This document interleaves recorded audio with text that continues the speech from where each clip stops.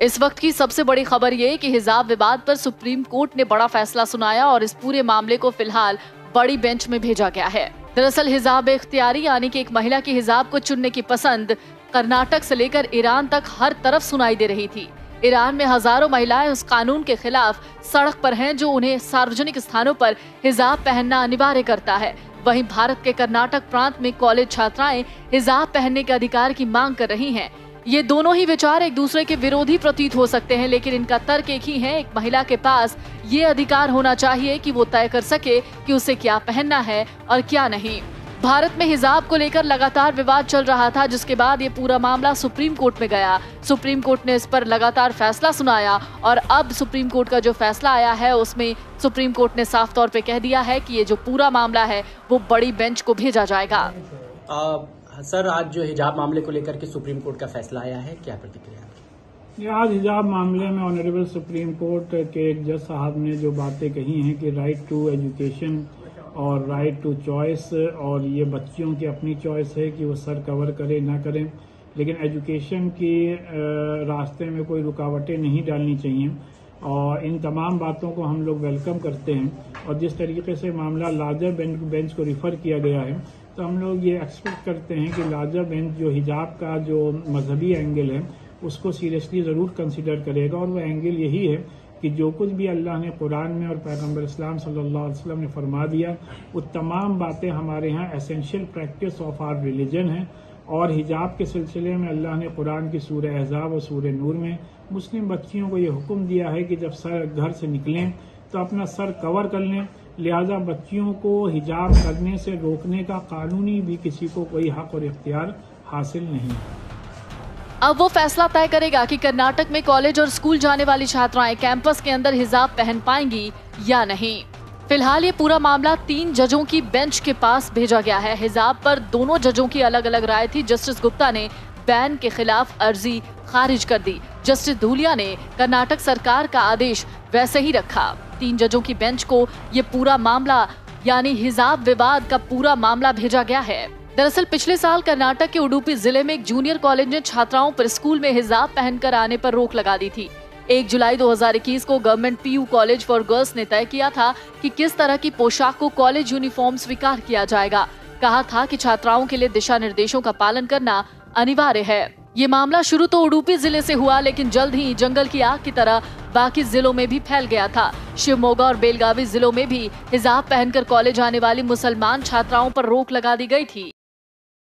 हिजाब को लेकर अलग अलग राय दी है। एक ने कहा कि फैसला बैन लगना चाहिए, एक ने कहा नहीं लगना चाहिए। आप क्या कहते हैं इस पर? देखिए, ये ईमानदारी से एक मजहबी मामला है, इस्लाम का मामला है।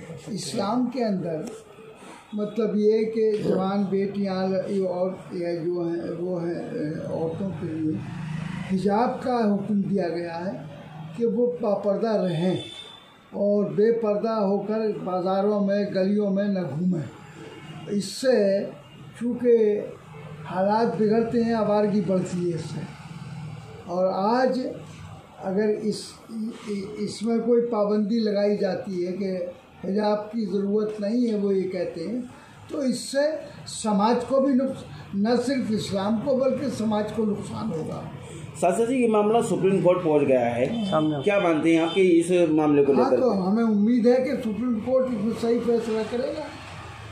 हरियाणा के मंत्री अनिल विज का बयान दे रहे हैं कि जिन लोगों का मन मचलता था वे हिजाब का विरोध करते हैं। ऐसे बयान को किस तरह से देखते हैं? ये तो बयान जो गलत बयान है कोई भी दे तो उसमें ये ठीक नहीं है। यानी हरियाणा के मंत्री के बयान को आप गलत मानते हैं? नहीं, जो हरियाणा वो कोई मंत्री हो या संतरी हो, कोई भी हो, छोटा हो बड़ा हो, अगर वो कोई किसी मज़हब के ख़िलाफ़, सच्चाई के ख़िलाफ़ कोई बयान देता है तो उसको कोई मजबूरी नहीं है कि उसको कबूल किया जाए। सरकार को क्या करना चाहिए इस पर? आप किस तरह से देखते हैं? क्या ये सरकार की पॉलिसी है?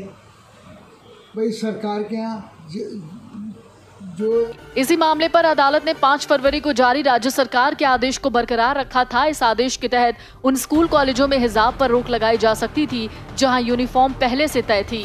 अदालत ने कहा था कि स्कूल यूनिफॉर्म तय करना उचित प्रतिबंध है जो संवैधानिक रूप से स्वीकार्य है।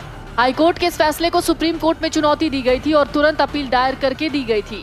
सुप्रीम कोर्ट ने अपनी सुनवाई पूरी कर फैसला भी सुरक्षित रखा था और अब सुप्रीम कोर्ट का फैसला आ गया, जिसमें सुप्रीम कोर्ट ने साफ तौर पर ये पूरा मामला बड़ी बेंच में भेज दिया है। जस्टिस सुधांशु धूलिया का फैसला बैन के पक्ष में था, वही विवाद पर दोनों जजों का अलग अलग फैसला रहा। जस्टिस धूलिया ने कहा कि लड़कियों की शिक्षा को ध्यान में रखना जरूरी है। हिजाब पर दोनों एससी जजों की राय अलग अलग थी। जस्टिस गुप्ता ने बैन के खिलाफ जो अर्जी थी उसको खारिज कर दी। अब ये पूरा मामला 3 जजों की बेंच के पास भेजा गया है। हमारे देश में 2 तरह की सोच है। एक कट्टरपंथी सोच है जो एक विशेष दल से जुड़े लोगों की है, और वो कट्टरपंथी सोच ये कहती है कि स्कूलों में जो मुस्लिम बच्चियां हैं वो हिजाब पहनकर नहीं आ सकती, बैन लगना चाहिए।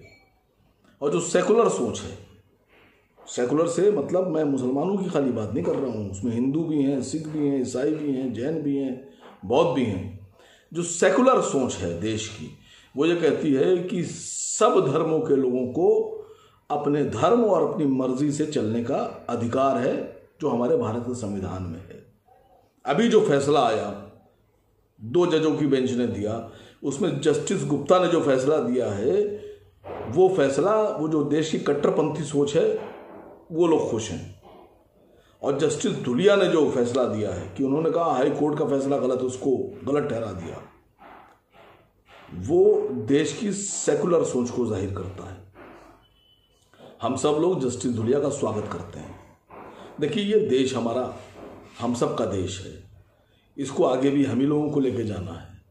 मैं किसी भी धर्म के खिलाफ नहीं हूं, सबका सम्मान, लेकिन पूरे देश में नहीं, पूरे विश्व में किसी भी स्कूल में जो यूनिफॉर्म है उसमें टर्बन, पगड़ी उस यूनिफॉर्म का हिस्सा नहीं होती है। लेकिन चाहे वो लखीमपुर हो, चाहे कर्नाटका हो, चाहे आंध्रा हो, चाहे बम्बई हो, कहीं भी जब हमारे सिख बच्चे हमारे सिख भाइयों के बच्चे जब स्कूल जाते हैं तो वो पगड़ी पहन के जाते हैं, जबकि यूनिफॉर्म का हिस्सा नहीं है। लेकिन हम उनका सम्मान करते हैं क्योंकि हम सेकुलर सोच के लोग हैं, वो पहन सकते हैं पगड़ी। इसी तरह से देश में कानून है हेलमेट लगाने का। अब सबके लिए हेलमेट का कानून है, लेकिन उसी कानून में ये कहा गया कि सरदार भाई, क्योंकि हमारे सिख भाई पगड़ी पहनते हैं इसलिए उनको हेलमेट की छूट है। कानून हेलमेट लगाने का, लेकिन पगड़ी की वजह से कानून ये नहीं कह रहा है कि नहीं आप पगड़ी हटा के हेलमेट लगाइए। कोई कानून ये नहीं कहता है। अगर कोई कानून ये कहेगा कि नहीं पगड़ी हटा के हेलमेट लगा लीजिए आप, तो मैं सबसे पहले उसका विरोध करूंगा। किसी भी धर्म के सम्मान से खिलवाड़ नहीं किया जा सकता, चाहे वो मेरा धर्म हो चाहे किसी का धर्म हो। हम लोग जस्टिस धूलिया के इस फैसले के साथ खड़े हैं, उनको सैल्यूट करते हैं, और मुझे उम्मीद है कि आगे भी जो फैसला आएगा वो देश के सेकुलरिज्म को और लोगों को सम्मान को समझते हुए आएगा।